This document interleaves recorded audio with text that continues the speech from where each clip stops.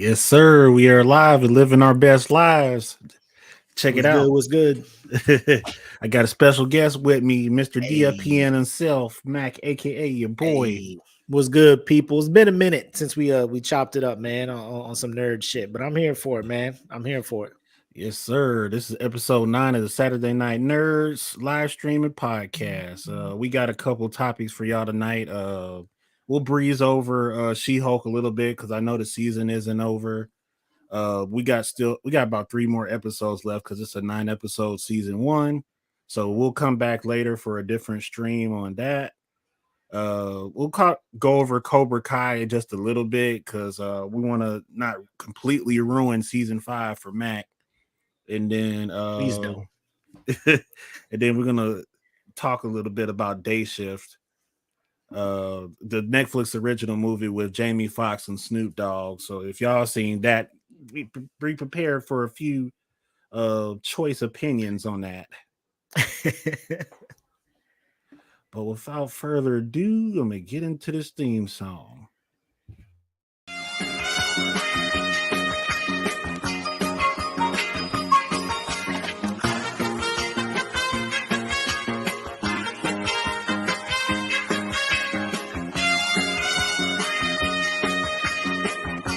Is the best thing what? Exactly.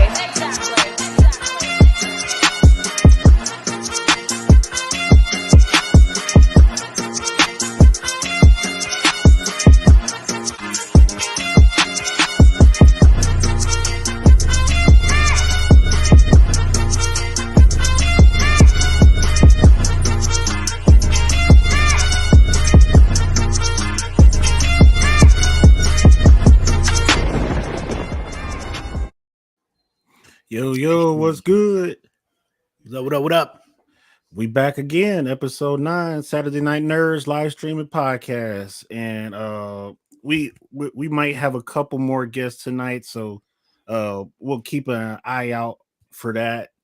But other than that, so far we just got Mac, aka your boy, Yes, sir. and yours truly, Deontay the Giant. Let's see. So topic number 1, we're gonna just go over Day Shift a little bit, like share some thoughts on it. I'm gonna hook Mac up with some insight and see how he feels going forward, if he wants to watch it or not. What's good, King Will in the building? I see you in the comments, my guy, man. Hope you're feeling better. Get back to it. Get back in here with us and chop it up soon. Yes, sir. The Emperor himself is in the building, y'all. We got some more content coming this week for y'all, and then also October is about to be action packed. Oh, on the anime side? Yeah, Yes, sir. it's going down, Sir. it's down. We oh man, we got a couple of things coming out in November too, but we got October is House of the Dragon season finale. Mhm. A little bit of, no, I don't think Andor, but we definitely have Black Adam, um, Chainsaw Man, My Hero Academia, Mhm. Mob Psycho season 3, You said Bleach yet? Bleach, the Thousand Year Blood War arc, hands down, Let's go. content for days. Yes. Easy stuff. Easy. Y'all Y'all Can't might wait. want to check our Patreon after that. Head over to the DFPN Patreon. Bro, we should start doing some when these premieres happen, because I know not everybody got the Crunchyroll, not everybody got all these different anime streaming joints. We could probably do some live streams, man, over on the Patreon, man. Some watch parties for these things, man. We'll just see what the people want to do.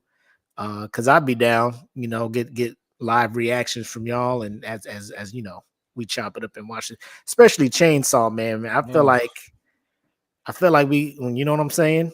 right. You know what I'm saying? Ooh, that show's gonna be pressure. We got Ed Man Forrest in the comments. What's up, bro? Thanks for tuning in. Yes, sir. What's up, hey man? Looks like we got quite a few viewers tonight. You got a couple guys. I see it. I ain't even shared on my shit yet, man. That's good though. That's yes, good. sir. He even got some Twitch. Got a lot of opinions in here. Oh yeah, we're gonna need all of them we can get. So everybody that's just now tuning in, we won't go too in deep with She-Hulk, so we'll briefly cover the episodes that have been out so far. Cobra Kai and Day Shift. Let's see. So we'll just go ahead and get Day Shift out the way, and then bounce on the Cobra Kai and She-Hulk. So sounds good, man. The Netflix original film Day Shift about Jamie Foxx. He's a vampire hunter in Los Angeles, and he's down bad when it comes to money. His ex-wife Megan Good, yeah, Megan Good, bro. Oh, still looking good. Whew. Tall glass of caramel macchiato. No whip. No whip. Just chocolate. Of course, she had to be the ex-wife. Mm-hmm. Had to be the ex-wife too. You can't even kiss her on the lip. You just got one on the cheek. You said, "Oh, that's cute." And he has custody issues with his daughter. I can't remember what it was specifically, but he came and picked his daughter up, and he took her to like whatever she needed to do. But him and his girl was not together, and he needed the money to pay for her dentures and her school tuition or whatever. So he's hustling vampire fangs to make sure he can afford to pay for all of that. So it's like very interesting plot so far. And then he's kind of like a rogue guy at first. He starts out on his own. He's out the gate, like everything you've seen from the trailer. He's got to drop an old contortionist lady out the gate to get her fangs and sell them. And I guess it goes sideways because the grandma that he killed is actually like a family member to the main antagonist. So I won't go too deep in that. If you've seen like How to Get Away with Murder, that's Carla Souza. Yeah, I'm looking at the cliff notes on Wikipedia to kind of get the gist of it or whatnot. But yeah, I kind of see why the antagonist has it for Jamie and his peoples and stuff, man. Yeah, and it just gets crazy from there. Like they have a few big names in the cast. They have Steve Howie from Shameless that plays. They got your boy Dave Franco in there. Dave Franco's in the cast. Who else they got in there? That's kind of a big name. Of course, Snoop Dogg was like a big draw that they're trying to pull people for. Outside of that, man, like these other names, like outside of the names we listed, I haven't really seen too much of these other cats. Or if I've seen them, I don't remember them from anything unless like I click their IMDb and be like, oh shit, that was that person, Yeah. Because Carla, most people don't know who Carla is, but like a lot of people, like by looks, like she's fine for sure. Like people are already like calling her like a young Sofia Vergara. And it's like I can kind of see that. I can kind of see that. I wouldn't say so much like Sofia Vergara's body, but face. Right. Okay. She definitely bad. She definitely bad. And they had her like the queen bee vampire that Jamie was up against, and she's pretty OP. So it's funny how it's kind of funny how Jamie beats her at the end. So if y'all haven't seen that, then I'm gonna let y'all to it on that one. So let me ask you this. This is gonna turn more into like a interview because you've seen it and I haven't. Looking at it, it's saying it's a action comedy. So it doesn't take itself too seriously, which I think it was the smart move to do. Because like we were talking before we went live about having putting Snoop Dogg in something, you really can't expect people to take it too seriously, because I mean he outside of Baby Boy, where I think he just played himself, just a thug ass dude. Like I don't think he could play any other role seriously and be like considered like one of, oh man, that's a great acting job by Snoop. I don't think he has the range. Yeah, and but here, like like John Cena, hear me out. John Cena, he's not a good actor, but if you put him in the right role, like a Peacemaker, right? I feel like, bro, he's made for this role. You know, like he does this part well. I don't think there's a role, like I said, outside of Baby Boy, where Snoop Dogg is just like, man, he really played the fuck out of that part. Right. They just count on him to be Snoop and everything, and I can rock with that. Right.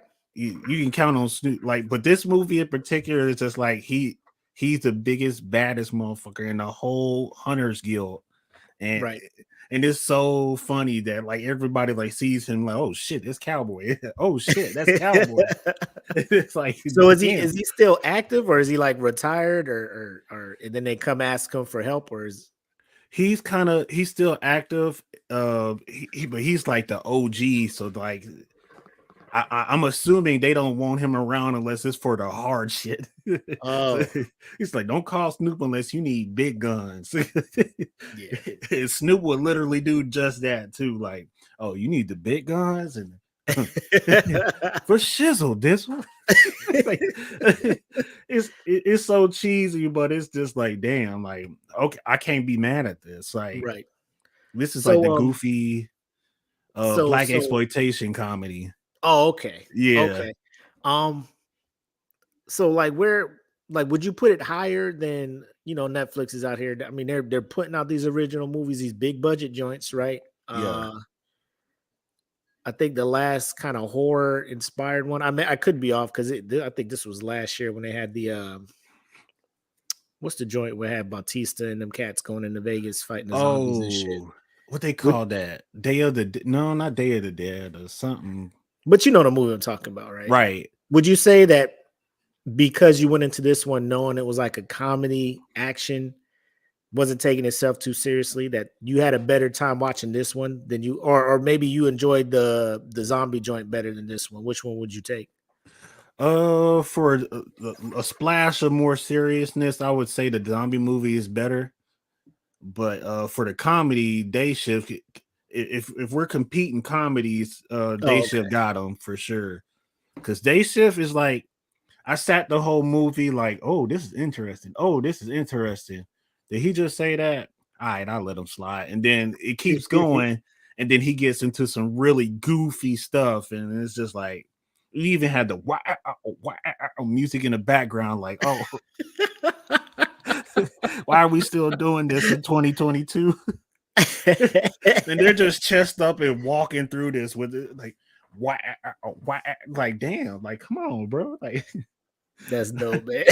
I mean, but from what I'm reading, apparently the dudes who kind of wrote it and stuff, I think is the one guy's like first time. This is directorial debut, I think. Yeah. JJ Perry. So I don't know if he was like assisting or anything like that, but like I said, the reviews I've seen, I think the people who went in expecting something serious are the ones who are just like, bro, this movie ain't it. You know what I'm saying? The cats who are just like, this probably is gonna be, something I'm gonna just watch and just the famous phrase, turn your brain off, and just enjoy the movie for what it is, and they came out saying it wasn't that bad, so but how was Jamie in it? Is it like comedy Jamie? Is it like Jamie from like early, like when he was like in Bait, those action comedies where he's doing action shit, but then he's like still goofy and making the jokes and whatnot? Because I know a lot of his movies lately, he has been like a serious role, or he's trying to be the action star. So I don't know if he's getting back to like his comedic roles and stuff. Yeah, he was serious, Jamie. He wasn't like Collateral serious, but he was definitely dang. What is a good like goofy action movie that he was in? Because he had Bait, he had Bait, Collateral, bro. That was not. Yeah. That was a serious job. Jamie ate that hoe up. Jamie ate that hoe up, man. Him and people, man. That's a whole nother discussion, man. People underestimate Tom Cruise. They underestimate Tom Cruise. I know he wild outside of movies, his personal life, but when he in a role, bro, he go off. Tom be eating them rolls, man. He be eating them rolls. He had another, I think, Hole Up, like the gas station one back in the day. I think it was like him and Vivica Fox or something like that. Sold that one too. Yeah. But yeah, he's like early Jamie when he was getting into the what's up. I just remember you just reminded me what was it? Horrible Bosses. You know how he was like the crazy motherfucker Jones. That's who he was in this movie. That's who he was. Y'all, if y'all remember motherfucker Jones, he was this whole movie. Oh man, with a splash of daddy, father-daughter time. A splash of that. Yeah. So nothing too serious. I mean, so it sounds like something I probably enjoy, man. I'll check that out. I was gonna ask you something else about it to get your opinion on it. It'll come back to me later, man. But I mean, that's cool. He's back in his bag. I know he had that sitcom on Netflix that didn't do too well. Yeah. I didn't check it out or nothing like that. Netflix was putting out all these sitcoms. I'm just like, nah, I think they just have the money to do it at the time. Because I tried to check out a couple of, I don't remember their names, but I was like, I can't. This ain't the only one I watch is Mr. Iglesias. The rest of them is just like, yep. Yeah, Mr. Iglesias was pretty good too. I love the crew that's with him too. They kind of just hold the show together. So let me ask you this: every vampire movies do their vampires different. You said the antagonist is kind of OP. Like, were the vampires actually presenting like an actual threat? You're like, oh, these motherfuckers is a problem out here. The lesser vampires were like. They could really throw hands, but they're mostly like high jumps, super strength pushes, and like contortionism. So it's like really hard to get that kill shot on them. Oh, okay. And it was a real testament to it's a real testament to Jamie and Snoop because they were like really going in with those vampires. When they got to the boss lady, it was a whole different story, but vampires on average they weren't wiping out nothing. I would say Carla's character, I can't remember the queen's name, but she could contend with vampires from other films for sure. And Audrey San Fernando. Mm-hmm. Yeah. Jamie beat her on some I outsmarted her stuff because you sure wasn't physically beating her. She was like, get your ass off of me. So we got EJ in the building too. EJ, what up, my guy? What's going on, boss? Good to see you. I see you saw it too. You're saying the action sequences were done well and pretty slick. Yeah, I thought it was really good. Visually, it was a good movie. They did they came to like, I guess like without spoiling anything, like a squatting house, like an in-between kind of place where they hang out. Yeah. And it ends up being Jamie and some other guys taking on a couple dozen, it seems like. And it was like the action was sweet. It was like fluid. It was fast moving, and it felt good. It felt realistic. Mm-hmm. They did a really good job, but they still kept it to where you were laughing at certain points, or it was funny but slick. Like, wow, that was cool the way they killed that dude, but it was still, it was still funny at certain points. So it was entertaining. They did a good job. Let me, because I love Blade. I like the third one I could do without, but as a trilogy, it was pretty good. I didn't like every time I watched Blade though, like the lesser vampires just were never like, I never was scared like to be like, oh shit, here they come, Right. Yeah. They're especially like the first one, like they're in the club listening to their techno, and I get it. Like sometimes you turn into a van, like unwillingly, you still want to have fucking fun and shit. You can't go to a regular club because you'll burn up in the day. So you got your spots and shit, but like we're the vampire, like how did they present them in the movie? Like were they just hiding out during the day? Were they day walkers? Like how are these vampires in this movie? Yeah, there was a couple daywalkers running around. They introduced a character earlier in the movie that was just like roasting in the sun. And I think he was like the previous like vampire cartel leader before Carla took over. Mm-hmm. And she just buried him under cement. So we didn't get no backstory or whatever else on him. But that was cool. But those daywalkers were pretty impressive. Like all she had protecting her in the broad daylight was an umbrella, and then when she moved the umbrella, it's just like tiny steam. Start seeing the Yeah, it's just like how long could they sit out there before that stuff melts them? It's crazy. But you know how Blade comes walking in and like all of them have that look of oh shit, you know, right? They know, and they're probably like, you know, at best, they've probably been a vampire maybe like a couple years. They ain't got no skills or anything, so they know they're dead. The guys that they ran into with Jamie and Snoop, I mean, they were a lot more like ready to fight. As soon as they saw them, they're like, there is no fear when they saw the vampire slayers in this one. Yeah, right. So it was more like a do or die. You know, I'm not running, but you know, I know these guys are serious. You know, they're like, these guys can kill me, but I'm gonna do what I can. So they went immediately to throwing hands instead of just like, you know, oh shit, it's Blade. You know, because I mean, if Blade shows up, you're like, well, I enjoyed the party. Nice he's gonna throw that little silver thing. We're all gonna be headless, and you know, that's it. So like even when Snoop showed up, because like what's his name in the movie? Big John. Yeah. Big John Elliott was probably more intimidating for them, I think, than Jamie's character. Because this synopsis is like veteran vampire hunter is all it says. So I'm thinking like he's been around the block.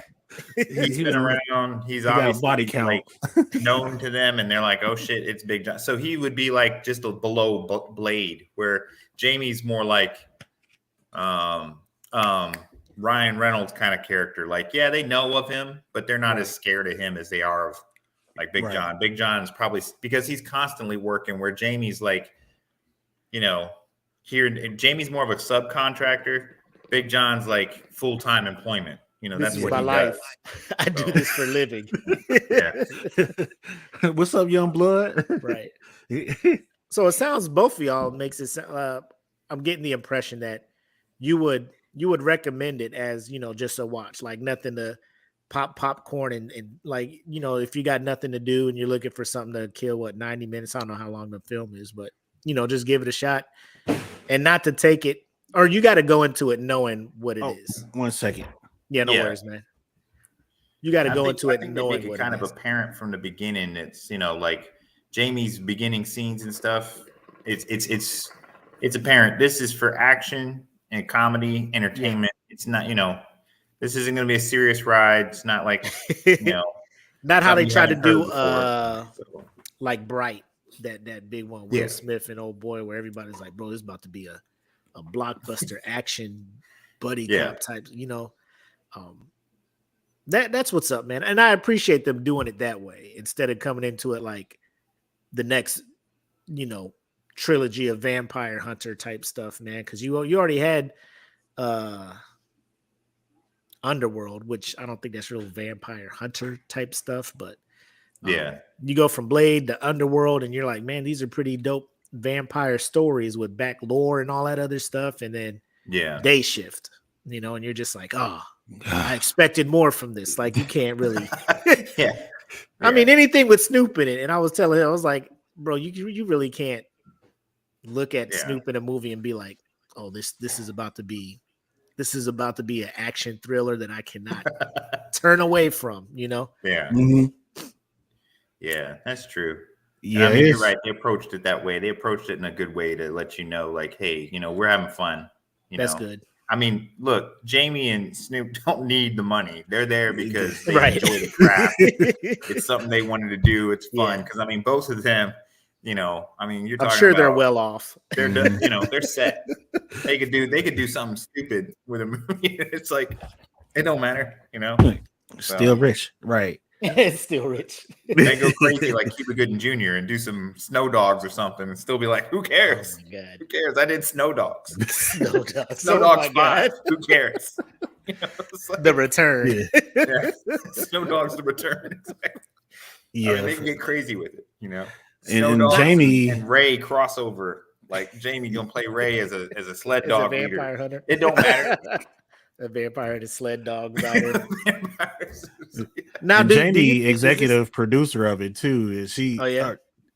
I think Snoop is one of the other producers, but Jamie for sure. I saw his name in the credits, so a little bit of his money went into this film, and he's just like, "Fuck it, y'all can have this." Yeah, that's dope. Now how it ended? I didn't see it. Do you think they're opening it? Do you see a sequel or something? Do you think the world that they created that they could probably spin off a sequel or like another movie occurring in this universe that they made, or do you think this is like a one and done thing that they threw out here? I think they're gonna come out with a Snoop spinoff. Backstory of Big John. Yeah, the way they ended it, it left it open to where Snoop can come back and do a solo. Easy. I mean, the world they created, they built it enough to where it's reapproachable if they want to. This wasn't the end all be all big boss. Kind of like how Blade made that mistake. Like Blade was great movies, but whoever set up the order of bad guys, it's like first movie I'm gonna fight the blood god. Okay, he's the god of vampires. Yes. You're like, ain't much bigger than that, right? And then the second movie, I'm gonna fight a mutated vampire. And you're like, what? And then the third movie's Dracula. So you kind of was like, we should have probably shuffled that a little bit, like the shell game. Like, let's play the shell game a little bit. Mutant vampire first, Dracula, then the god. Like let's. You guys are out of order with this shit. That's how Blade kind of shot themselves in the foot by the third movie, because you're kind of like, yo, Blade took out the blood god. He took out this super duper mutant vampire dude.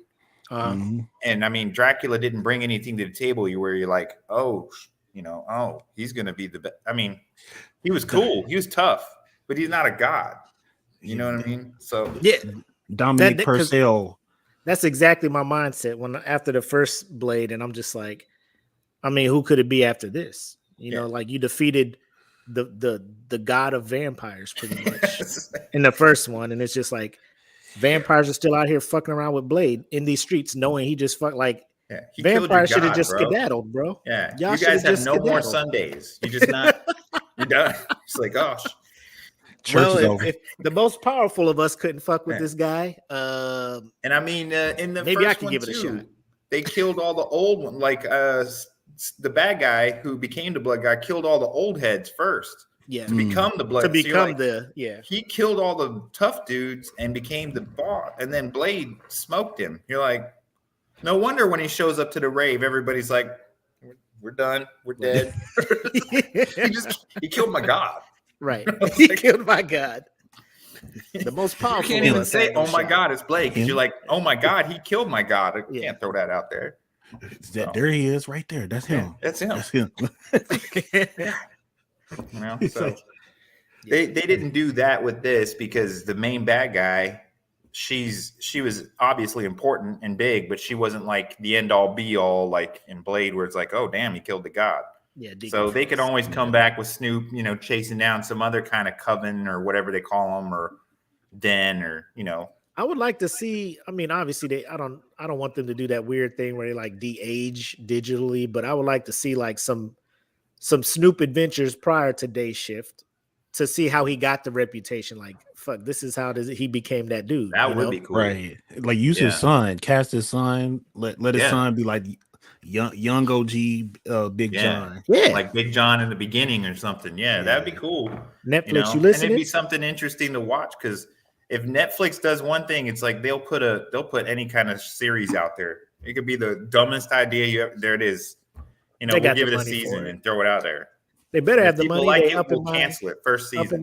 Yeah, you know what I'm saying? They up in my subscription to it. Y'all better do something with that money, Netflix. No, exactly. So, I mean, barring getting another, Orange is the New Black season 32, I think they could actually throw down something that the rest of us would want to, watch. Because I mean, I know there's fans, but I'm just like, to me, Orange is the New Black after about season 3 was the same show I was I mean, it didn't go. New Black for about 5 seasons, and after that, I was watching it just because everybody else was. Yeah, and I wanted to be in with the talk, but like after probably 5 or something, like I'm like, bro, they was just walking out of the prison like it was nothing. Like there was a hole in the wall. They just walked out and went and bathed in the lake or something. I'm just like, the fuck is? It's like, it's wild. Ruby Rose showed up, was trying to hustle somebody. Fuck around, and you're just like, wow, it's not that bad. That's what you ended up walking away from, and you're probably looking at, if you were ever a female that spent time inside of the institution, you're like, what? Yeah, I was in the wrong place. Season 6 was definitely my little drop off point, because I was here for the backstories for each of the cellmates. Like I love their backstories. That it was the most human part of the show, and then the comedy too. Like when they were in present day, then they took some of the cast and put them in other movies and TV shows, and it really like a testament to how good their acting was for the most part. I mean, like I said, you can't knock the first. I would say the first handful of seasons. The acting and everything gave you a perspective. It was kind of like a different view of, like, you had Oz. I mean, I'm a huge Oz fan. Oh, when Oz came out on HBO, that blew my mind. I was like, damn, I'm never going to jail.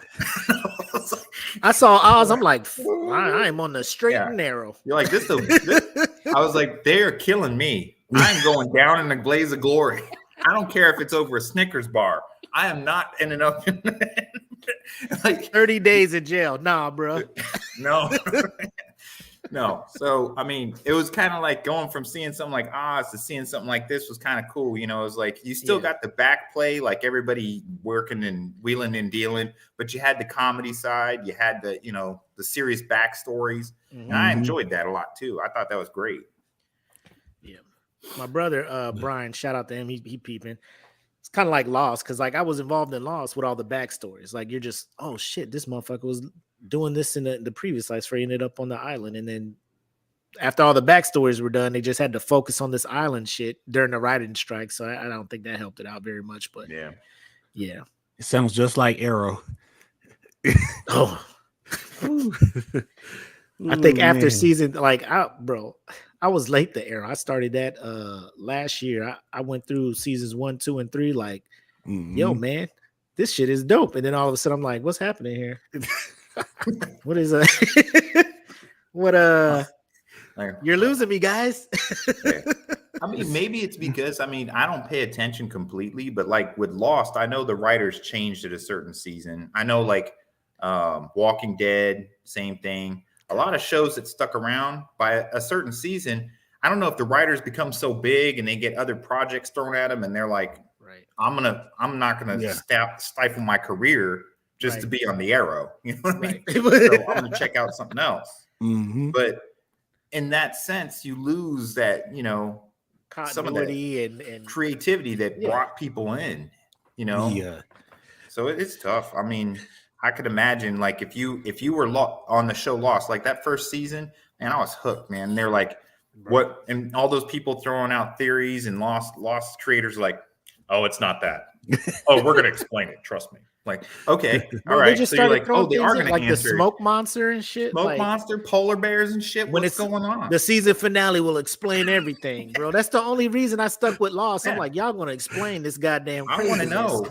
And then they never did. I want to know why Captain Hook's like pirate ship is stuck in the mountain. I want to know who the ghost in the cabin talking to, like, little boy. What is all that? The minute Locke was like, we have to move the island.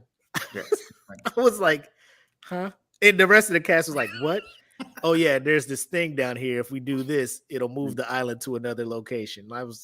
I'm out of here. Like, I'm trying. I'm just here for you guys to explain this shit at the end of the finale, the series. JJ Abrams and them, they were like, hey, yes, I know it's fucking crazy. Just hang out. We'll explain. Everything will be answered in the series finale. All right, JJ. Don't let me down. You let me down, JJ. Yeah. Well, you could tell as soon as his name went from like directing areas and ended up on producer, then executive. Anytime it goes executive producer, when they start taking the shit out of his hands, because he's just there by name. He's not really involved. Clout. So it's just to sell it. Anytime you see that, you're like, oh shit, this has Steven Spielberg, executive producer. That means they said, I noticed hey, that Steven, Jurassic Park 3. When Jurassic Park 3 was produced by Steven Spielberg and not directed, I was like, I see. Someone signed the checks. Yes. It's like, it's like a restaurant with Emeril Lagassi's name on it, but he ain't in there making the dishes. He ain't back there cooking. He ain't making no food. I don't hear nobody yelling bam in that kitchen. There's not enough garlic on this. I ain't hearing any bams back there or anything. Ain't nobody really. It's my boy Alejandro in the back in the kitchen. Yeah. Looking at a fucking recipe thing. Yeah. This, send it out. Order out. And probably all comes pre-packaged. Like you can order now all those places. You're like fresh.com. Don't do that to me. It's probably Legazi.com and they just don't do that to me, Jay. There you go. Microwaved it and sends it out. Oh my heart. I mean, most of the restaurants you'll $50 for this?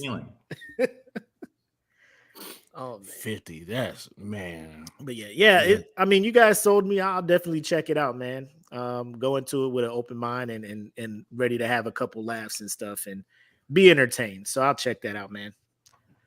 Yeah. Overall, I'd probably give it a solid C. I'll give it a solid C. That's where. All right. I mean, I've watched worse. Wonder Woman 84. So if I can make it through that. When she starts lassoing the lightning or whatever and like flying, pulling herself through clouds. Yeah. With wings on her armor too. Like, what? You not going to use those wings? Let's not go down this rabbit hole, guys. I'm gonna just get mad again. I'm trying to have a I'm trying to have a chill Saturday night. Oh God, Wonder Woman 84. You ruined my holidays. We ain't gonna make it back out of that hole. That hole is too deep. Just got over COVID. Sat down to watch a movie. Like, man, I wish I had COVID again. I'm gonna go to my room and I'm gonna lock myself in. That was tough, man, because I really liked the first Wonder Woman. I really did. I thought they put together a good movie. One of DC's shining jewels. They're just like, let's cash in on it.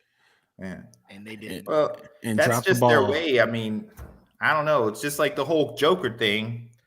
It's like, all right, seriously, you guys are going to come out with a Joker musical with Lady Gaga in it. I like Lady Gaga. I do too.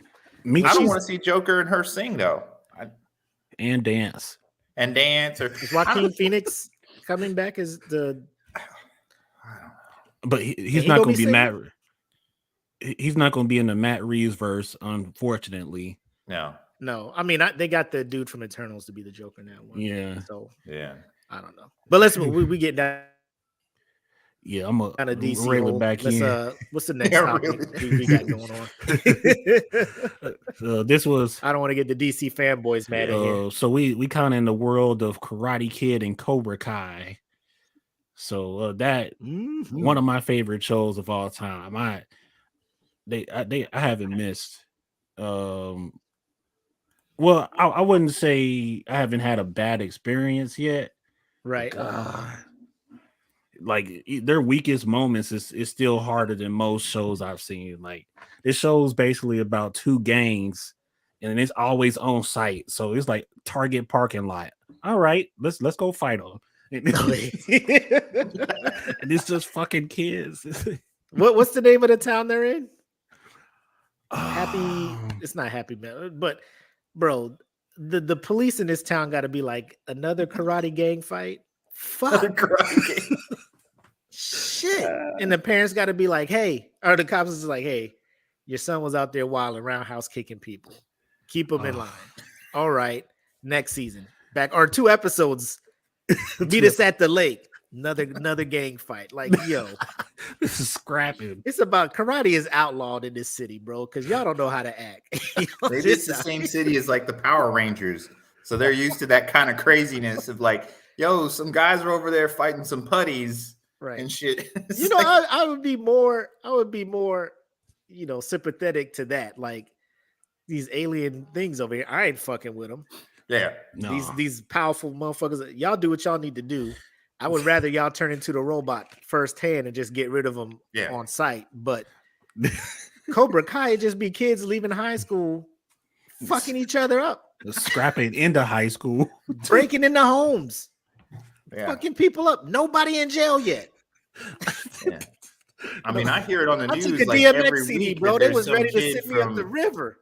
Yeah, some kid from the elementary school or something picked up by the sheriff's department for, wilding out in class, and it's like he's in jail. And then you watch these shows, and these kids are just beating the crap out of each other. It's like, and it's crazy because I'm here for it. Because I think we talked about Cobra Kai a while back. It's like the perfect level of corniness and shit. Yeah, that I'm here for. It's campy. I know what it is when I tune in, and I just sit back and the famous phrase, just turn your brain off and just watch this crazy shit. It is wild. Like the inner ratchet side of me is just like I'm all here for these kids pounding the crap out of each other, and all these hospital bills piling up for these parents. It's insane. Like y'all just fought at the swimming at the local city pool, and now y'all fighting outside of Dairy Queen. What is going on here? Where's the parents? Jedi says California cops don't arrest you now, so they just give him a stern talking to now. The hell is wrong with you? Oh, you go to Daniel LaRusso's karate. Oh, he's a good guy. Hey, Danny, get your kids. All right. Yeah. We like him. He's a good guy. Again. Yeah. Again. Kreese was out there about to kill, like legit put kids in a cement truck, was just like, y'all better get this shit rolling. Kids coming home, cemented up fucking feet. Parents are just like, he's teaching you discipline. What the fuck is happening here? And the kids come back the next day. Like, kids ain't like, fuck this shit. Now, can you imagine a real parent with that coming out? It's like, what am I paying this dojo to do, man? What are they doing to my kids? Like, God damn, you guys are threatening them with fucking being encased in cement. Yep. And now these kids are completely about that life. They're just like, all right, Cobra Kai. And if you ain't with us, you against us. And it's like on site. Gangs, Bloods and Crips now. Miyagi though? Not around here, my G. No. And they stay ready. They stay ready, bro. They be at an ice cream shop. Miyagi though? Fuck his shit up. Like at the zoo, Jesus, push the kid. Eat the fucking ice cream, bro, and go. Push the kid into the lion Cobra cage. Kai. It's Cobra Kai Cold Stone. See the sign? It's ready to throw this it. This is our Cold Stone, B. And they just started having turf wars, like legit. Like they this season they fought over the city pool. Now is it still just the two? Because it was like Miyagi-Do, Eagle Fang, and Cobra Kai. Cobra Kai. They kind of like, yeah. They is Eagle Fang and Miyagi-Do, are they the same shit? And Cobra Kai still Cobra Kai? Yeah, and they call themselves Miyagi Fang now, but it didn't stick. Like Danny is just like, this ain't it. Miyagi Fang, no. He's I was just picturing that old man with just like, his Medal of Honor up there and everything, and just his tradition and everything he built. Miyagi Fang, one snaggle tooth, like Miyagi Fang. What? Miyagi would light all of them up for that. Oh yeah, no mercy. But all his house projects would be done though. Like, I mean, his fence would be painted, cars would be washed and waxed, garden would be done. Yep. And they brought Chosen back too. They brought Chosen back, so he as a good guy, he goes crazy. I love it. So I won't spoil what he does in season 5, but like him, like teaming up with Danny LaRusso is epic, and they kind of like OP him too. Like most of Terry Silver's goons, like they're top notch martial artists, right? And Chosen's just like, get that bullshit out of my face. Putting people down. He's just like, get that, bam, get that bullshit. Bring me Terry. I'm ready for him. Nice. So do the I haven't watched Cobra Kai. I mean, I've seen little bits, but I mean, I haven't watched it. Do the dojo like masters, like Danny and such, do they fight a lot? Each Danny other and Johnny. much, or? The earlier seasons, man, they had beef. Yeah. To the point they were training the kids to fuck these other kids up. You know what I'm saying? Like their beef spread, like they were so toxic, their hate spread to the kids. And then it did. and then they started fucking with each other at that point. I mean, it's one of them things where like Johnny just mad because Danny made it, you know, like Danny made it. He has his car dealership. Johnny is like hanging TVs on the wall and like, I don't like how they had Johnny at first. He's acting like he don't know how to use the internet and shit. Like he's so stuck in the 80s. Like at a certain point between Karate Kid and now, you got to at least have fucked with the internet, bro. You know, he's like, at least how does this he work? just shut off from and the kids world are teaching them how to use the internet. Yeah, that's how they made him seem. I'm just like, come on, bro. Like, I get it. You can love the 80s Facebook. And be like, I used to be that guy. I still got my Trans Am or my Thunderbird out here. You know, I'm still that dude. Yeah. But like to not be caught up with technology to that point, like that's the biggest thing that I hate. Like when old people be like, I don't be having that Twit book and that Insta face and like, you know what the fuck this shit is called. Quit acting like you so. God, just stop doing that. As rich as you are, you know what I'm saying? You know you got social media presence. Stop it. You hiring people to run this shit for you. He's got to be at least early 40s, something of that nature. Yeah. Yeah. Oh, shoot. Emperor. Will look like he was trying to jump in for a bit. Oh. Hey, Will, if you can hear us, you can drop in the private chat if you want us to add you or not. But so season 5, obviously, you know, Terry Silver's back. He's the main antagonist. I haven't seen any of it, but I knew that was happening at the end of season 4. So the fights are more legit. Like there's more fighting, more action. I heard he's cold, man. He's like, yeah. Bro, he switched. Like he came in. Kreese was like, "Bro, come through." He was like, you know, I'm doing this stuff." And Kreese said something to him. I think in a couple episodes towards the end of season 4, and that shit just snapped in him. He was just like, "This is where I belong." The streets, the gutter. Kreese is so delusional. He is so delusional after all these years. He's just like, I like how I think it was last season they had the backstory of Kreese and how he got to way he was. The Vietnam War, Vietnam thing, yeah. And why his mentality is what it is. I was like, that explains some shit because you come back from Vietnam doing what he did, what he had to do. One of y'all ain't gonna make it. I gotta kill my boy. God damn. Never be right again. No. So like at that point, I'm just like, I kind of understand his mentality, but at the same time, like the people around him got to be like, bro, this ain't cool. You know? And they know this too. And just Kreese. Like Johnny knew it, but that was his teacher, you know, and that was his mentor, his dad, in a sense, you know, looking up to him. And they poke fun at that too this season too. Like they hook him up with a therapist and everything. His therapy session, he's just like selling this fake. Oh yeah, I'm good now. Yep, standard Kreese. Yeah. You know what? I did have a breakthrough. I'm ready to go. Yeah, put me back out on the street. Yeah, I'm safe. I'm not gonna trip no more. I promise. Well, as long as you promise. No more Cobra Kai. Get the fingers crossed behind the back. Never fails. Legally, this is a legal thing that I could do. Now I'm not held by this contract or this promise. Right. Oh, geez, man. Kreese is a hot mess. And Terry, he's about just as bad too, because Terry, he wants to get Cobra Kai into a world tournament. And he hires some of the nastiest senseis from Japan to come out and help him. And he takes over California a little bit, but he was definitely seeking out world domination and everything. Like trying to stop him was like hell.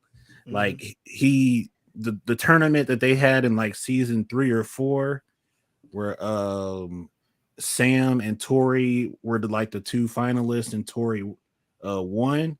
He paid off the referee, and the whole season was just about trying to figure out how they could get him caught up off of that bribe. And he did not make that easy for them at all. Damn. What's this? There was this. How many episodes this season? 10. We had 10. Alexa, Turn on the dining room lights 40%. So Danny and what we talking about, fellas? Cobra Kai. What a will? What a will? What is up, man? Shoot. What's up, Will?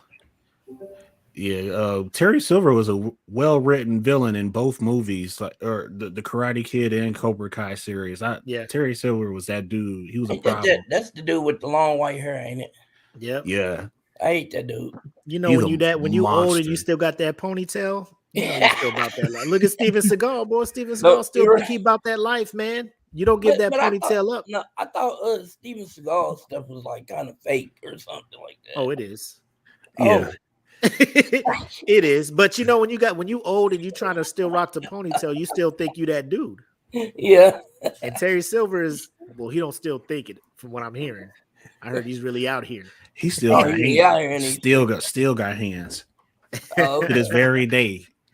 Tall, lanky dude that'll put you down. Yeah, I mean, and he fights dirty. Throwing kicks at about 5 miles an hour, you know. I mean, yeah, you know. Mm-hmm. It's not like they can dodge it or anything. Facts. Yeah, I mean, I'm pretty sure that, you know, by now the people who fuck with Cobra Kai are gonna watch it. Like, I don't think it's people reviewing it like watching season 5 like this is the most unrealistic thing. Like by now, like I like it. Cobra Kai has its following. You know what I'm saying? Like, yeah. And I think me and Deontay were talking before we went live. The next season is supposed to be the last one. I'm hoping so, because this season they brought in a lot of closure. Like they got Johnny some closure. Danny kind of got a little closure too. Like after they defeated Silver, I should say. They threw in one little cliffhanger, so they will have a new villain. Well, not necessarily new, but they will have a villain for season 6. And I think like once they do that and defeat him one last time, then is it the badass kid from Jaden Smith's Karate Kid? He comes to America, is just like, I'm about to fuck up this shit too. And Jaden Smith makes an appearance. Well, if they do a crossover with Jackie Chan, Netflix, you listening? We dropping gems out here for you, bro. There it is. There it is. Ooh, there it is. Jackie Chan. I always wondered why they didn't just call that Kung Fu Kid. Right. Kung Fu Kid. I mean, I saw it in the theater. I was entertained. I'm like, I mean, right. I can see Jackie Chan. If you're gonna have him teach him Kung Fu, you know. Yeah. Yeah. They could have had a whole range. You could have Judo Kid, Kung Fu Kid, Judo, Muay Thai Kid. Muay Thai and they did that because, like, you hear Karate Kid, you already the nostalgia switch flips off, and people are just like, I'm lining up. Yeah. And it worked. It got me in there. Mm-hmm. It sold tickets, you know. Yeah, I almost didn't go because I saw the cast and I was just like, interesting. Right. It started off weird. Like Taraji was just like, I got a new job in China. Like, the fuck is you doing? So, like, what? Explain to us.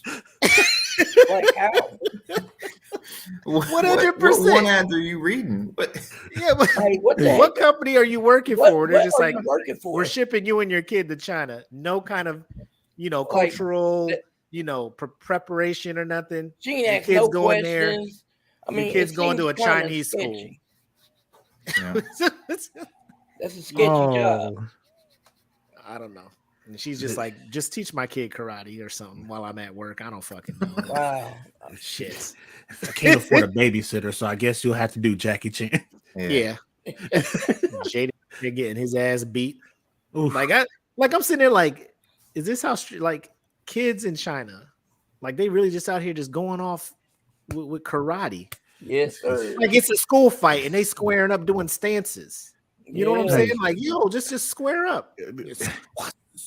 At least push and shove each other. What the fuck is this? Make it age accurate. Something. Come on now. Gotta have the because if I go, he's hold me back guy. You know? If I go to if I travel anywhere and like say I go to like Tokyo, bump into somebody in the club, be like, oh shit, the fuck, what's up? And they fucking start I'm I'll be like, hey, bro. No, sir. You I'm got in the wrong club. You got it. You got it. I'm no. Best friend. Yeah.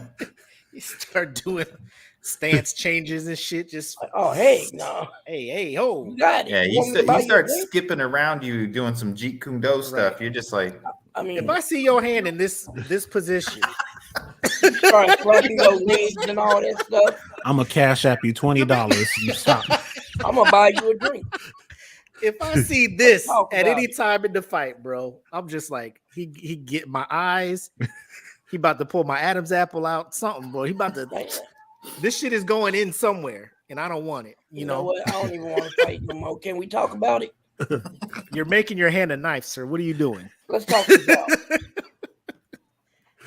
I'm here for the blunt trauma. You're here for fucking precision and matter of fact, give me a hug, man. Pressure points and shit. You probably know all the pressure. I don't want these problems. My bad. I'm just having a rough time. My wife cheated on me. Yeah, bro, never been married. Never been married. Like, I thought you were someone else. My bad. Yep. My bad. Wrong.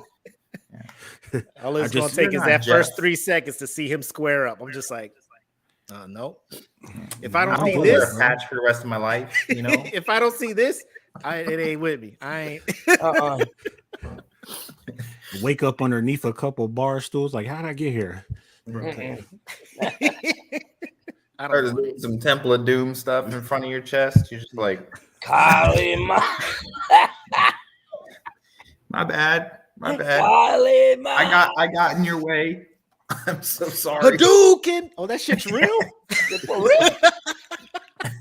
You're watching your soul leave your body. Yeah, some ninja assassin type stuff, man. Did you just hit me with a dragon punch? I can clean my shoes off myself. I just clean them shoes off. Everything's good. He hit me so hard the black flew off of me. I'm Caucasian now, man. I'm in the Air Force and I'm American. I am not guy. Do not come at me with that shit, bro. You got to explain to Jesus how you got there. It's like, wait a minute. Weren't you black yesterday? Bro, I was. Nope, you're talking to the wrong guy. Somebody bleached my skin. What do you mean? My credit score just hit 800, bro. I don't know how the hell it happened. That miraculous. Yeah, I mean that's how it is in the city that Cobra Kai is happening. Like you just want to get into a regular ass fight and they just start hopping on the balls of their feet. I'm just like, come on, man. Let's just fight. Stop. Let's just be normal. Like about this. The end of season, what was it? Season 3 when they broke into Danny's house because all the Miyagi-Do kids was hanging out there, and Cobra Kai was like, "We're gonna roll up on them and show them how we do." They broke into a house, full karate, like throwing through mirrors, glass, breaking shit. I'm just like, I remember that. Shit. Like nobody just fights no more. Them motherfuckers is just Power Rangers. Whatever house that was. I'm sorry, bro. You can't even shower in your own house. They'll say, "Hey, I know." Jedi's like when their stance changes to one where it's clear gravity isn't a factor for them, the fight is over. Almost definitely. Like the kids could have been playing like Cards Against Humanity or something. They just broke in. It's like, nah, we got to fight, bro. Then they're playing Monopoly and shit. You know, you about to buy Boardwalk and Park Place. Brick comes through the window. The fuck is this? Miyagi-O bitches. Let's get ready to rumble. Like, bro, I'm in my house. God dang, in your pajamas and everything, man. I'm out trying to chill. God damn. Why are y'all so mad? It just got to the best part of Sandman. Oh, I'm on the season finale of Sandman. Can y'all wait? Nope. Jesus Christ. You would be watching that Miyagi bitches. Just come in and start like judo chopping your board, your Monopoly board's broken. Bro, cut it right in half. Yeah. Why you got pieces all over the place? You don't remember you don't remember how much money everybody had. Shit is all fucked up now. They judo chop your TV. Like, I just finished the down payment on that, man. That's some shit they would do too. Just straight up. I'm watching it. Yeah. This ain't my house, man. God dang. I'm babysitting. Hold on, bro. Man, I was just watching Sandman and I got stole off of. I don't know what happened. Oh shit. He punched me. I was dropping off some newspaper and stuff. This is not my place. You guys just destroyed this man's TV. We was just watching Hocus Pocus for Halloween, and we got stole off of in the face. Brick just come through the window, bro. They don't even know who is standing on the other. They just throw this fucking brick. It hit somebody in the head and killed them. They deserved it, Miyagi bitches. Like, God, what is wrong with y'all out here? I just put my kids to sleep. Kreese said no mercy. You killed somebody. Like, what? What do you mean? Blood is on your hands. That's a life sentence, bro. That's a life sentence. My dojo teacher said you gotta die. My dojo teacher Kreese said no mercy. Is that what you said, Kreese? I ain't say shit. I didn't tell him to kill nobody. I don't know what they these Kreese kids ain't taking shit too seriously. I don't know. Kreese would save his own ass. He was like, that was on them. Yep. And then before the kid goes to jail, no mercy. You're gonna come out a better person than what you were. Like, kid go to jail and start fucking people up in jail too. Like, god damn. Can't get out on good behavior like that, man. But as much shit as like we're making, I love this show, man. Like I'm here for the corniness. I know what it is, man. Like I don't take it too serious. Yeah. You know, it's like you guys said with Day Shift, man. You just tune in, you know, just have a good time. Dream it's fun brain to watch. Yep. Yeah. No high expectations whatsoever. Just ratchetness. What would you grade this season though, compared to all the other ones? Or where would you rank this season with the other seasons? Is it the best one yet? It could be. I would say it's the best season yet. And I think part of the problem, or not part of the problem, but part of the mixture is the fact that Danny and Johnny got closure for like a whole lot of stuff. It's just like from the earlier seasons, because Johnny kind of like had to pay up for his sins for like abandoning Robbie. And now he's like about to be a dad again, and all of it comes back around full circle, and it's just and the stuff that Johnny he got old girl pregnant. Yeah, Johnny. You tell he from the 80s. He ain't know about condoms. He just smash and roll. What? You're not on the pill? I thought they all were. They were in the 80s. Johnny, no. He said that too. Did he? I didn't even he said that. Straight 80s, man. The fucking 80s. Johnny is a mess. I'm surprised his mindset wasn't so 80s where he's like unprotected sex automatically equals AIDS. Because that's how they were teaching in the 80s. They did. I'm like, ma'am, I'm in 4th grade. I don't need to be getting this talk. He probably said something close. I'm pretty sure he said something real close to that. Yeah, that stuff was cringy though. Hey, I'm here for it though. Johnny talked that trash. Oh, Jedi's like, condoms, is that an app? Man. I just learned about those the other day. Pull out game. Wait a minute. What you is can this do that? device you kids are using? You're supposed to pull off of me. Johnny's been using one of them jitterbug phones. Oh, he doesn't have apps. He's just like the big ass numbers on it. Still got a pager. What do you mean apps? You got to stab the buttons to dial. I got 2 colors. It's green and black. Up there the green calls home. The red calls the police. Programmed numbers. Y'all got my pager number. So the red button's useless in their town then, because there ain't no reason to call the police. Police will be like, is it another karate fight? For the day, you're out tomorrow. It doesn't matter, you murdered 8 people. Are you calling to report another karate fight? Let it solve itself. We good. Call us when one side obviously wins. Yeah. Your stars went back down to 0, so we're gonna let you out. Okay? I don't think they that GTA. You painted your car. You had 5 stars because you beat the hell out of Danny, but we're letting you back out tomorrow. As long as you promise not to karate again. All you got to do is promise not to karate again, and they'll be like, "Oh, okay." I hate to spoil it, but Danny did get the living shit kicked out of him this season. It had a whole hospital bill too, and everything. No charges on Terry. Wow. No charges.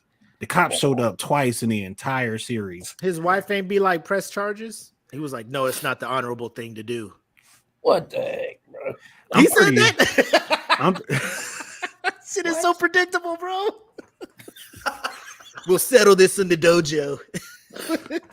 or What or you just call the cops. He just went home, started snipping on the little bonsai tree. Yeah, calming down, Getting ready. meditating. Getting ready. Man, Wax the on, wax bonsai off. tree. There you go. Focus in the man. mind. When I tell y'all Terry goes off this season, he goes Sweep nuts. the leg. He's gonna Right. Almost messed up Danny's marriage too. Oh man, Terry is nuts. His marriage rocky anyway. But yeah, if y'all haven't peeped Cobra Kai, listen to us talk about it, you'll be like, oh, that sounds like a very stupid show. I don't want to just watch it. Like, if you have watched The Karate Kid, you'll probably know the two main characters from the first season. Just watch it. You'll know instantly if it's for you or not. That's all I'm gonna say. You'll either be like, oh, I'm fucking with this shit, or you'll be like, this is not gonna be it.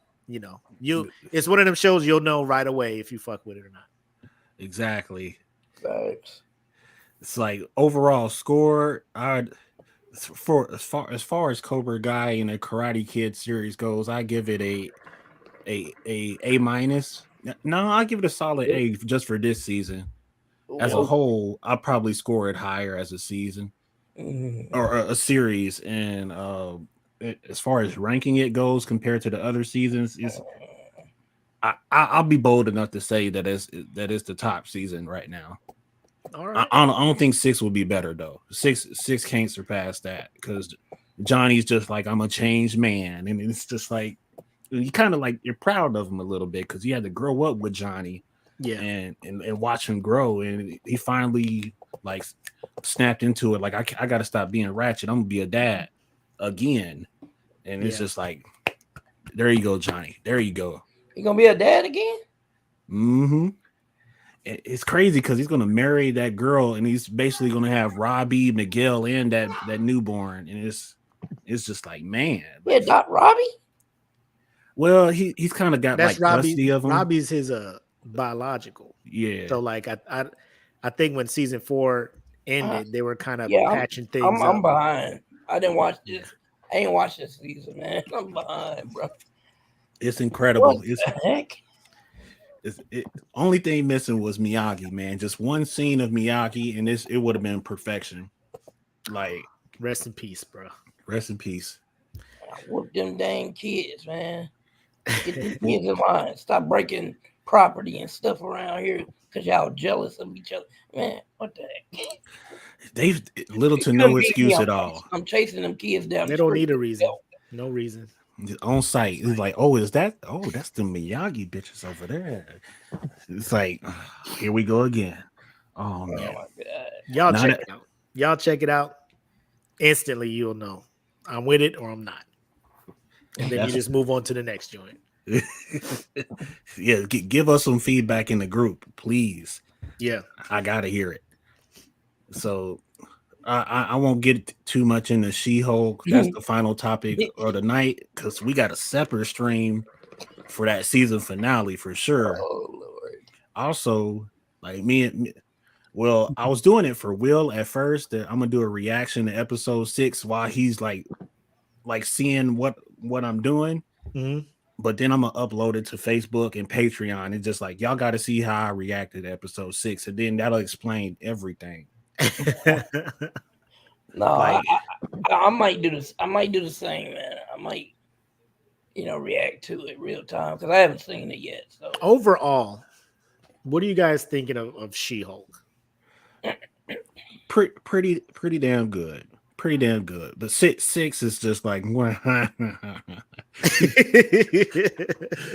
is the writers doing? Like I wasn't bothered by anything that happened in the first 5 episodes, but when you got the 6, it's just like because it's like Jessica, the writer, tried to spoil us a little bit. She gave us all sorts of MCU huge reveals in that season, but it's kind of like it's not enough to distract me from what happened in the wedding because it's a wedding episode, and it's just like you get to see more of Jen being herself. Jen Walters is like to the T Jen Walters in a comic book. Right. But everyone else around her is like a little bit messy. and and they weren't like that the other episodes. So I ain't like pissed off at She-Hulk because of that, but it's just like if the rest of the season plays out like that, and we only have 3 episodes left, and it's probably going to go into the lower tiers of MCU shows for me. But as it stands right now, it's high tier. Right. Have you seen any of it, EJ? Yeah, I've watched up until 4. I think I'm behind 2 because 5 and 6 are out now. So overall, I would have given it a B. I haven't seen what's going on now, but I feel like they've stayed true to the character. A lot of the source material for She-Hulk. I mean, she's one of the few that break that fourth wall deal. You know, she does a lot of the real life. This is how how real life is for someone who has these abilities. I mean, she does show up in the bigger picture sometimes with the Avengers and, Fantastic Four or whatever, but it's usually at a, like she's not that she does stay street level for majority of the stuff she does, So I feel like they stayed true to that. And it's an interesting take. I feel like, there's a lot of people that are on the fence or completely over the fence and throwing stuff at the fence when it comes to the show because they have, expectations that I don't feel, I mean, I don't think you could ever approach a show with an expectation of that you're going to compare it to like Infinity War and Endgame. Okay. Yeah. Right. That was the pinnacle of, more than a decade of work to get to that point. Okay. So much build up And stuff. This show is not meant to be that. So when you hear, the MCU died with Tony Stark, this show is a, mess for whatever. It's like, take it for what it is. I give it a B for what it is. It's a superhero show about, hey, this is life as a superhero, as having superpowers, doing your thing every day, even though you have a superpower. Exactly. So I enjoy it. I was asking Deontay this before we went live, like the backlash at a lot of these newer MCU shows, the Miss Marvel, the She-Hulk, and a lot of these liberties that Hollywood is taking with these properties and stuff. To you guys who have like read the comics and can kind of really like, hey, she's true to the comic, this is true to the comic. I'm not into the comics as much as you guys. The most of the backstories and knowledge that I have is like I'll go on, like I see She-Hulk and then I'll just get on the internet and do research that way. I haven't read the comics or anything. But when it comes to that, like why is it, or how important is it to you guys who have read the comics and know the story that a show has to be exactly straight true with how the comics go? And because a lot of people, their defense for the outcry is like, she never would have did this in the comics, i.e. the fucking post-credit scene that broke the fucking internet with her and fucking Meg Thee Stallion. She would have never done that. Oh, this isn't true. Just throw the whole MCU away. Like, is that such a big deal to you guys, or are they just using that to just nitpicking? Mad? Yeah, nitpicking like a motherfucker. I don't know. They got a new complaint now. I can't remember. I think it was about the Keke Palmer fan casting for Rogue, and they're just like, why does black people always got, or why do redheads always got to be replaced with black people? And it's just like, who gives a fuck? Well, I mean, I don't Rogue I don't care nothing about that. And Rogue isn't even redhead. She's brunette. Wait, what? I don't get people. They must have got Rogue and Banshee mixed up because they're so much alike. Does it like that's what I'm saying? Like, just because in the comics they look this one way, you know what I'm saying? Right. And then like this person, whoever, whatever race, they can be cast. Like the director, the studio and shit, they're the ones that gave the blessing to do it. Just trust that they ran auditions and they're just like, well, this person did it the best. of it, you know, fit their Right. vision. It fit the vision they were she's shooting not going for. to do anything different than what Rogue did in the comics. She just is not going to look like her. Rogue in the comics. People are just like, I can't fuck with that. And I was telling Deontay, like Resident Evil 1 through 4, I like some of my favorite video games of all time. Fond memories of Resident Evil 1, scared as fuck. Resident Evil 2, 3, 4 was brilliant. Like the only reason I had a GameCube, Resident Evil 4, right? The movies come out, I'm just like, the holy fuck is this? You know, like I was hyped for Resident Evil. After the first one, I'm like, this ain't it. My wife fell in love with him. So we continue to go watch the movies because she is about them. I just sit in the movies like, this is going to be complete nonsense, but I'm here for the ride. And then I will make fun of it as we drive home. Right. But I'm not, I'm not going there being like, this is the worst thing. They're ruining everything. I think you got the nail on the head, man. Yeah. That's perfect. All right. Because I feel like you picked it out perfectly. I'm a Resident Evil fan too. Yes. Okay. I'm also an X-Men fan. So I've watched Fox, Butcher, something I love that's been around for 50 Phoenix? Plus years. You saw Dark Phoenix? And and the thing is, I understand getting upset about source material. Okay. Yeah. Wolverine is my boy. All right. Oh my God.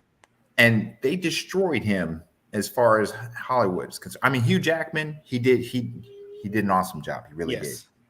But those movies are terrible. Yes, okay? They are. I mean, they're rough. Outside of Logan. Yeah, outside of Logan. So they did good enough to kill him. And then that was it. So, I mean, it's like you said, you go for the ride, you enjoy it. If you don't like it, you're completely within your rights to say, I didn't like it. I don't think it's my thing. It's not for me. Fine.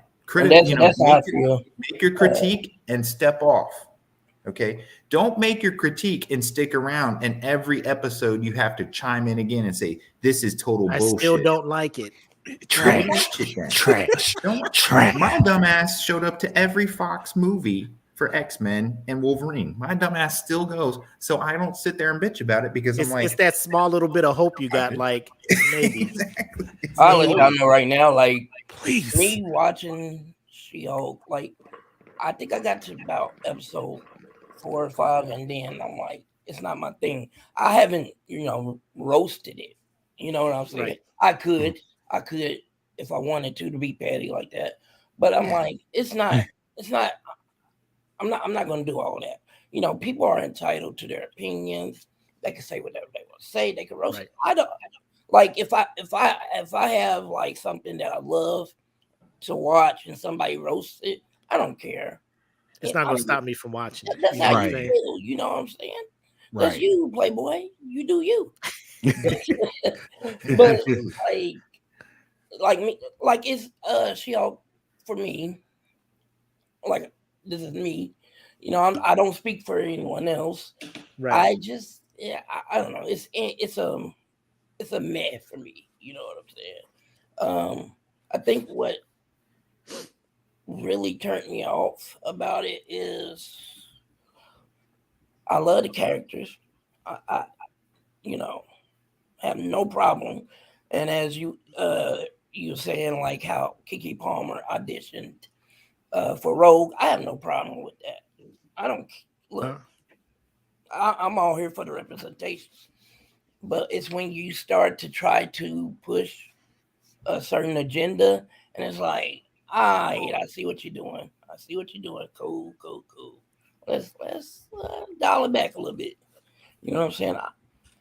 But yeah, that's that. I guess that's like just my take on it, and like I just think it's like the uptick, like it's just trending. Like every new superhero thing that comes out, one slight thing is different, and these motherfuckers come out the woodworks. Oh yeah, wilding the fuck out, man. Yeah, you got them. Miss Marvel, her powers aren't like that. Why would they change it? They're fucking everything up. Like, man, dude, like. Yeah. Then don't watch it. You're gonna keep coming back. You know you're going to keep coming back.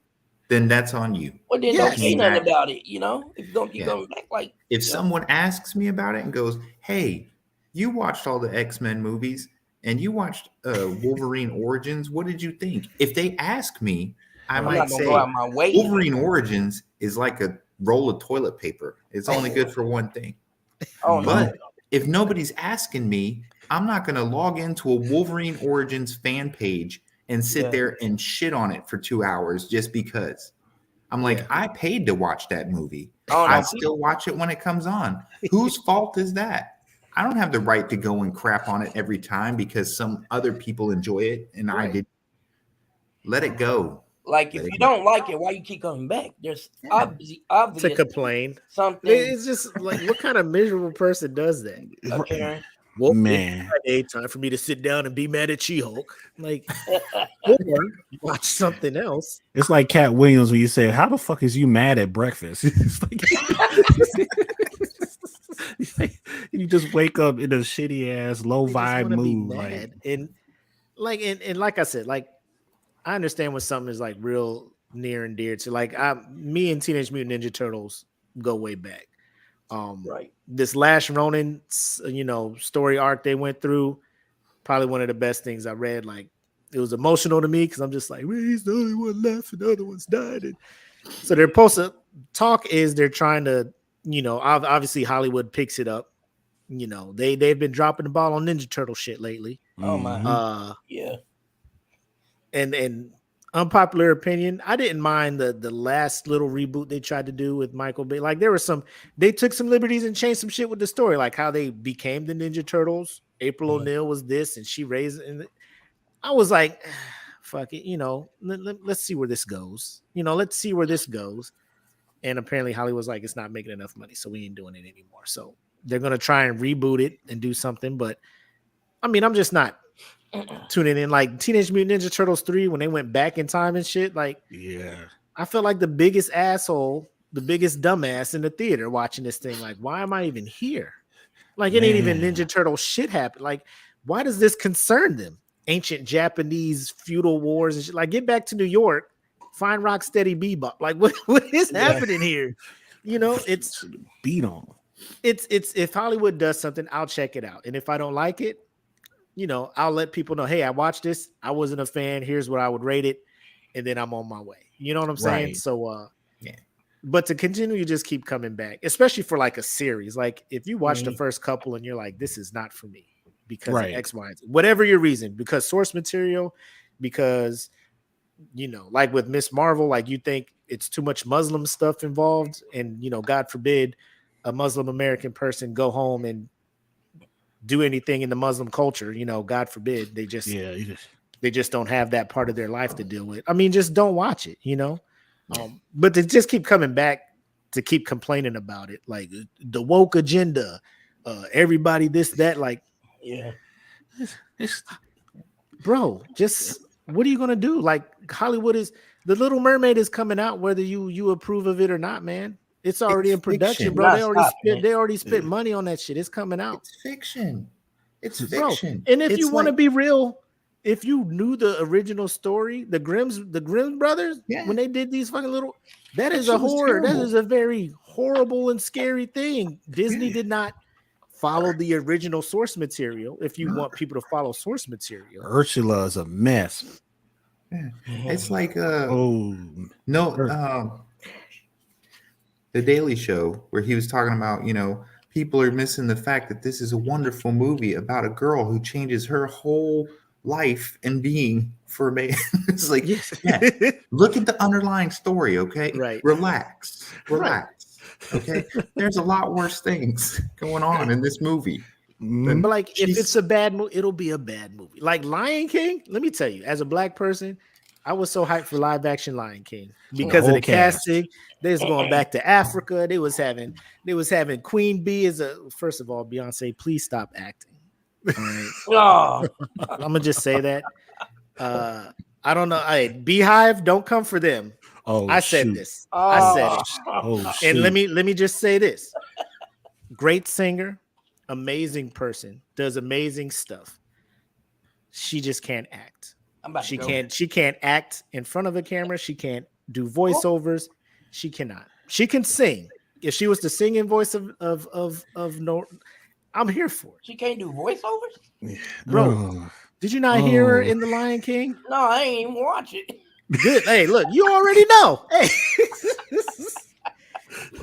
She did that, and then there was like this movie called I forget what it was called, but it was like she was like the voice, the queen of like some elves or something like it. She just like she can't find the emotion she needs to match. So she ain't got range. She just queen bee. Like when she was trying to hype the other lionesses up to get ready to fight these hyenas. Lionesses, get in formation. Oh no! Was like, I can't. What? Me and everybody else in the theater just is like, you just heard a They just missed. It was like that underline. Everybody's like, oh. We wanted it to be so great, but it wasn't. You know, obviously there are a lot of songs that were missing. Like they didn't do Be Prepared. There was a whole lot of other stuff. People didn't like the new Aladdin. You know, there you go. Brian said it. Yeah. Never watched these live action Disney remakes. We know they're just cash grabs. Right. Yeah. They're just tapping into the nostalgic thing of people who watched them as kids who are now adults. Hey, this again. Fuck it, take my money. You know, like, and let me introduce my kids to it. 30 years from now, they'll do a live Frozen, and my daughter will be taking her kids to watch this motherfucking shit, you know, and it'll be trash. And Disney will just rake in the money. The new Pinocchio, trash, super trash. Is it? Tom Hanks is in that. I'm just like, man, Tom Hanks is Geppetto. This ain't it, dog. Like some scenes, he'll have his Italian accent. And then some scenes it's just gone, and I'm just like, Tommy, you too good for this. He phoned it in. Disney already Italian actor or something like that. Bro, they could have gotten anybody to be Geppetto. They could have got an authentic Italian. Bro, it's just like when we talked earlier about Jamie and Snoop. Tom Hanks can do anything he fucking wants. He could make a poop, put it on a table, put a video camera on it, and still make money on that. And we'll let him slide. He doesn't care what happens. He does not care. He can be the worst Geppetto ever. He's already done it. He's won awards and stuff. Like we've seen this man carry a whole movie by himself in Castaway. On the island. Him in a volleyball. And in a volleyball. Carried it. Wilson. So Disney's just like, bro, just come and do this Geppetto thing. You know, we'll have all your scenes shot in one day, you know, so you only got to put the makeup on once. Come here, knock all your scenes out, and then be on your way. Just phone it in, bro. I ain't even mad at him. It's going straight to Disney Plus. It ain't going in the theaters. What the fuck he care for? Checks already in the mail, bro. Disney checks don't bounce. I've made that mortgage. Disney checks don't bounce, bro. I mean, I don't even know how wealthy he is. I probably can't even imagine. He don't need to do shit the rest of his life, bro. At all. He probably get residual checks exactly for his movies playing that he don't even know. Man, just get a check in the mail. Is on a channel every day somewhere. Yes. Those royalties. Them royalties. Gump is playing. Somebody streaming it somewhere. You know what I'm saying? Netflix is like, we gotta cut this dude another check. Somebody watched Castaway. Somebody watched Green Mile. Saving Private Ryan. I mean, Green Mile was amazing, man. Ain't nobody coming at Tom Hanks like he a bad actor. Man, he was in Cloud Atlas, man. Cloud Atlas and Halle Berry. The heck is Cloud Atlas? Exactly. Oh my god! Look, exactly. Tom Hanks can't be a tough bad guy. All right, Cloud Atlas. They're like, why don't we make Tom Hanks actually possibly the murderer's bad guy? Right. Like, what? Did you watch Joe and the Volcano? Did you watch Forrest Gump? Did you watch Splash? Did you watch Big? Splash? The man with one red shoe is not going to be your bad guy. The guy that's screaming, he's Woody. He's Woody. Goddamn it. Woody. What's the name of that movie with the Somali pirates? Oh, Captain Phillips. Yeah, Captain Phillips. Look at me. I am captain now. I am captain now. Good guy in that movie too. You can't be mad. Like you can be mad, like if you really love Pinocchio and you're just like kids sit down and watch this, and your kids are like, "What the hell is this?" And you're just like, "I don't know." You could be mad. You could be upset. You could be disappointed. I'll say this: you could be disappointed. You just can't be mad. It's to me though, people getting mad about Ariel being black is just like if they got mad that Pinocchio was made out of pine wood this time and he wasn't teak. Or like the original Pinocchio, he was oak. He's oak, goddammit, and I want oak this time. Like oak trees would be. I can smell it through the movie. Hate oak trees. He said I can smell the wood through the movie. Need to be redwood or something. That's that cheap compressed wood. That's that composite. That's they use that cheap IKEA shit. My boy wasn't IKEA. He was solid oak. Solid oak.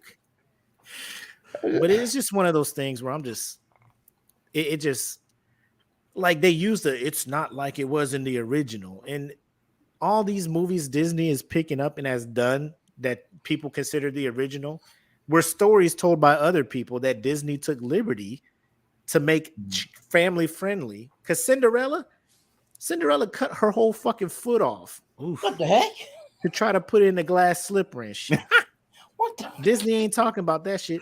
The Little Mermaid, she wanted to turn back into a mermaid, but couldn't. She lost in the original story. She lost the bet. She wanted to be a mermaid again. She sewed her legs together to try to make a fucking fin. Oh, what the? Bro. And nobody's like, well, the original is not staying true to the original source. Like, I don't think you want it. Bro, you taking your kids to that? I don't think you're ready for that. This what y'all want to see? Y'all ain't ready for that. Ariel out there. Ah! Oh, God. Oh, my God. I do have one final question for y'all, though. What up? If there ever was a movie and a casting that you would finally deem offensive, what kind of casting would it be? Like, would it you read like a source material and the live action casting was so offensive, you just like, I'm not going? Well, for me, because they've done it. Like, if it is an actual historical event, and then they just cast the thing different, i.e., like if it was like when they did Selma, the Martin Luther King thing, and they were just like old buddy that played Hank in Breaking Bad. You're Martin Luther King. What? What? Like that outcry, I can understand. I'd be like, there's no way in hell I'm watching a white Martin Luther King. You know what I'm saying? Same reason, like if they were just like, we're gonna do a World War II movie, talk about, Hitler and what he was going through when he knew he was gonna lose, and Denzel Washington, you're playing Hitler. What? I bet there'll be no outcry for white people for that. I'm just saying, they're not gonna be like, hey, no, Hitler was white. They would be like, hey, I mean, if that's what Denzel wants to do, that's what Denzel wants to do, Let it slide. That's what Denzel wants to do. I mean, it's his world, But like Hollywood has been fucking up casting for very important, prominent figures since day one. Like when they did the movie about Gandhi and they had fucking Ben Kingsley as Gandhi. You know what I'm saying? And Indian people were just like, what the fuck? Hollywood was like, hey, shut up. He's a good actor. He can pull it off.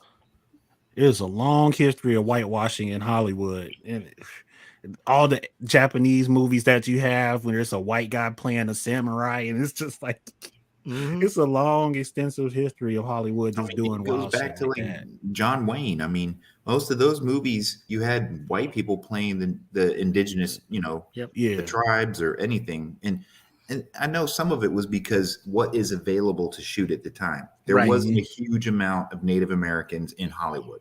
Okay. Right. But that's Hollywood's fault, because it's not like there was a lack of Native Americans. It's just they weren't hiring them. Gave them no access. Just like when they filmed Othello, and that's straight up blackface. Yep. Now you can't tell me that there wasn't any black actors at the time.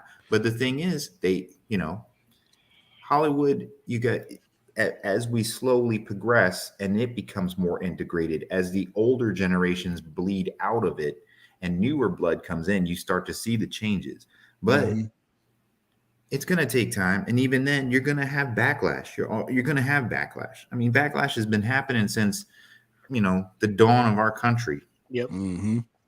Look at all the situations where there's been ever an edge towards civil equality. Look at, as soon as you had Kennedy, when Kennedy's gone, you got Nixon. Okay. Yep. There's always that backlash moment. We're living right now in a period that's backlashed after a lot of steps towards equality since Obama took office. I mean, after that, the world went, or our country, not the world, our country went crazy in backlash. Okay. And we're starting to settle out now. The waters are getting a little calmer, but as it gets calmer, I think a lot of people, our generation and the ones coming after us, are at the point now where they're like, we're tired of it. Yeah. So instead of before, where everybody just kind of zipped up and got quiet when backlash happened, and everyone was just like, all right, we'll let this pass. Yeah. Now people are saying this is unacceptable. Okay. This ain't right. And when they go ahead and say, we're going to press and do what's right, we're going to cast this black female to play Ariel because she's a good singer and she can do the part. And there's no reason why she can't. And then when someone gets angry, they're like, tough, we're going to go with it anyway. That's the difference. And now, as it was in the 60s. The part that also gets me is white. I mean, Ariana Grande I'm like, she ain't white either, but you'd be cool with her doing it. You just don't want a black Ariel, is what, you know what it is? Or she looks closer to what you would assume. They need that fair skin. I'm just like, just at that point, just say it. I'll tell you who I won mad at. RDJ, when he played when he did the blackface for Tropical Thunder. Yeah. And I mean, the way they did that was Hollywood brilliance. You're playing a white man who has been cast to do this role. Like, it wasn't like the person he's playing is a black person off the jump and they just put him in blackface. So the way they got about that, I thought it was funny. I thought it was brilliantly done. It was basically like them sticking it to Hollywood. They were actually letting Hollywood see how ridiculous that is, and it even comes up when later on him and the black guy and their crew, and they talk about it. What you mean? Like there was nobody available for this role. What you mean, you people? Brandon T. Jackson. But it's that ridiculousness. But I mean, it's fought on one side, and now I feel like as things progress, you're starting. We hear it more now, but I think it's because people aren't sitting back and just taking it. Sitting back and going, oh, you're right, we should change Ariel back. We're going to make Ariel this. Or, oh, you're right, the Human Torch shouldn't be a black guy. Let's make him this. Oh, you can't have a black guy as First king. of all, like that fan-fortastic, Michael B. Jordan gave us an L. You know what I'm saying? But he came back as Killmonger. Second chances. Yes. It's always. Marvel will give them to you. Like even the first Fantastic Four, Chris Evans was flying around there. It was just like, we got something better for you. Come on, Steve. I like to see Silver Surfer come back, though. Got to. Yes. That was, I mean, they didn't do him justice, but it was just cool to see him on screen. You're just like, damn. I hope Julian McMahon gets a second chance as Dr. Doom. Yeah. Yeah. Yeah. That second Fantastic Four movie should have been epic. Yeah. You had Silver Surfer coming, you had Galactus coming. And I'm just like, oh, this is be what epic. The heck happened to Galactus coming? What the? Did they just toss that away? No, he ended up looking like a big space fart or something, just kind of like swirling around in space, and it was just like this. And was so easily defeated. Yeah, it was like, bro, so easily defeated. But I mean, you got to think what we had. If you go back to the late 80s, early 90s, okay, what we had as far as sci-fi or fantasy geeks or nerds or whatever you want to call it for entertainment, okay, what was acceptable, what people would watch in a movie theater. I mean, people were pushing it. They're like, I don't know, man. I mean, look, Lord of the Rings came out. When Lord of the Rings came out, people, for the first time, there was actually a nerd movie that was given the chance at the Academy Awards. Okay. Before that, swept all the awards that year. You never got a chance. Blade didn't get a chance. They didn't give Blade any, and Blade was groundbreaking. Blade led the way for Marvel today. Yeah. Okay? If it wasn't for the money they made and the crowd that they were able to pull in, you wouldn't have Marvel. Right. So you wouldn't have had Spider-Man movies. You wouldn't have had any of that. Yep. But still, they were very cautious then, though. I mean, Blade didn't get offered up to have, that kind of welcome, that kind of Academy Award, like, oh. So when we see stuff today and people get pissy and upset and like, oh, they could have done so much better with like this show or that show. I'm like, hey, man, I used to have to watch Hercules and Xena. Okay. You guys complain about low key, man. Hey, I was all about Lord Xena. of the Rings. They're like the Rings of Power show. Rings of Power is nothing. I'm like, have you watched that? Xena got my fast in trouble. That's why I was fast. Xena got me in a lot of trouble, but I don't regret it. I don't regret that's all we had. Yeah. If you liked that genre, that's all you had, and it was low budget. They could turn out shit today. I mean, like, look at it. What superhero TV show did we have back in the 90s? What would you say was it?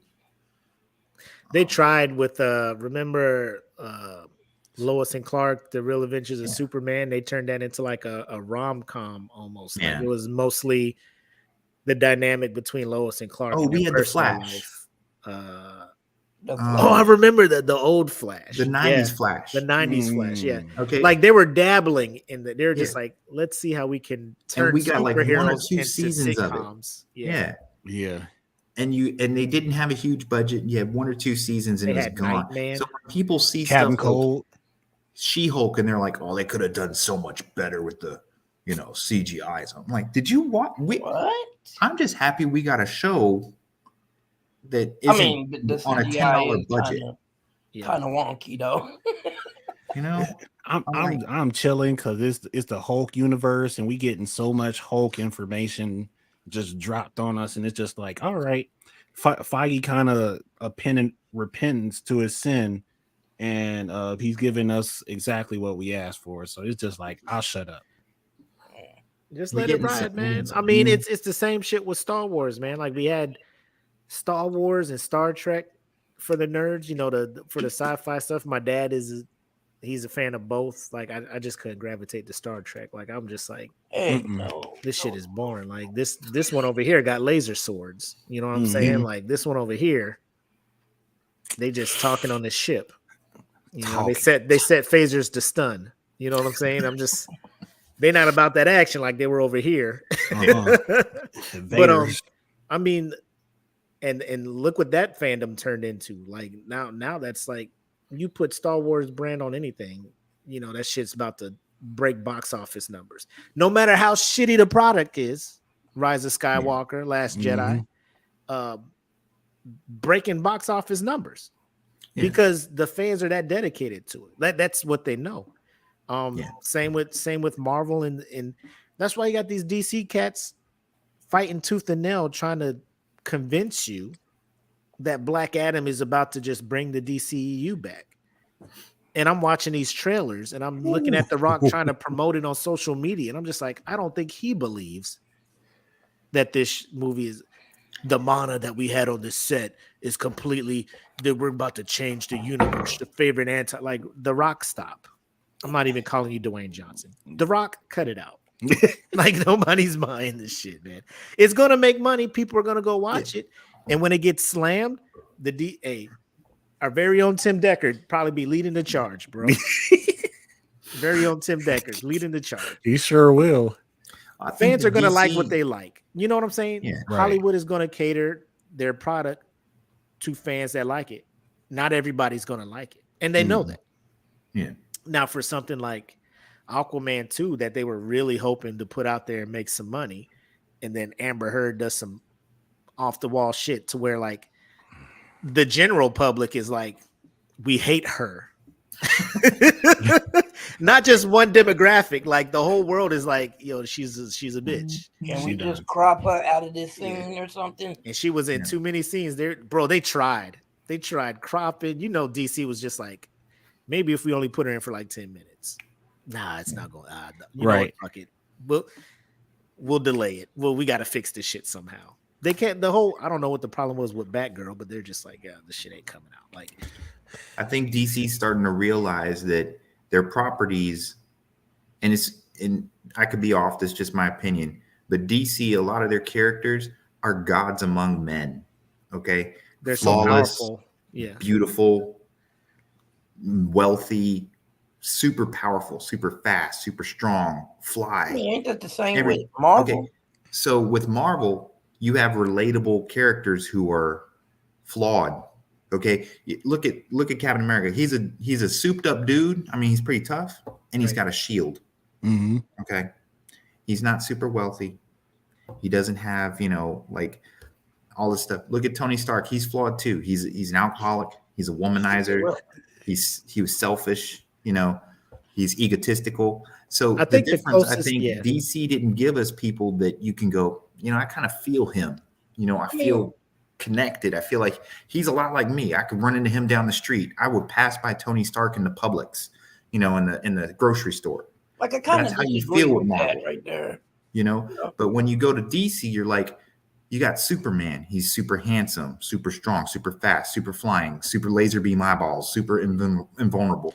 Why?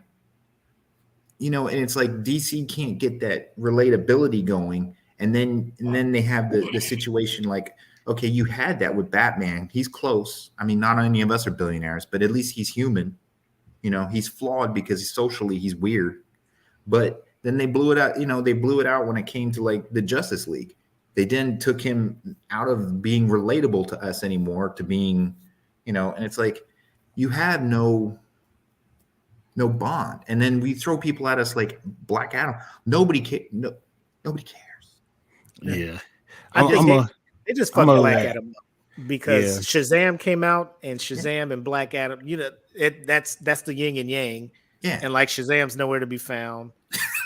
And when Shazam comes out, Black Adam's nowhere to be found. And I'm just like, is this going to join up anytime?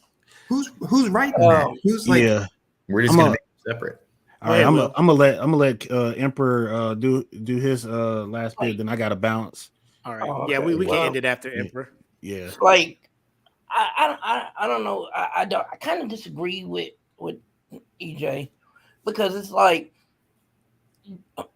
they're two sides of the same coin. You got like people that's really relatable over on DC, and then you got people that's relatable in Marvel. You got people that's unrelatable in DC, people unrelatable in Marvel. You got Thor. He's a goddamn god, literal god. Then you have Superman over here. Like, so I don't know about the comparison, man. Like, I don't know. And they made that like Thor is flawed in Marvel. You see that with his pride. He becomes unworthy. He loses that. He's constantly second guessing that. Even to the latest movie, he still wants to know, am I worthy? He's not perfect. That's the difference. Superman is perfect. There's no flaw to him. And then another difference is they didn't make Thor super serious. Okay, all of his movies are on that border of, you can't go too serious with I'm uber God, okay? Because then people get bored. I think this guy is perfect. He's excellent at everything. Why am I watching this guy? I think there's a huge difference. The Thor needs the others. I can see between them two is like it's a bit more darker over here in DC, like where over here is a little bit more lighthearted. So that's the comparison I can make. You know what I'm saying? Like DC tries to be too serious, way too serious all the time. And, there's not really no comic relief over there. Whereas Marvel, they're serious when they need to be and funny when they need to be.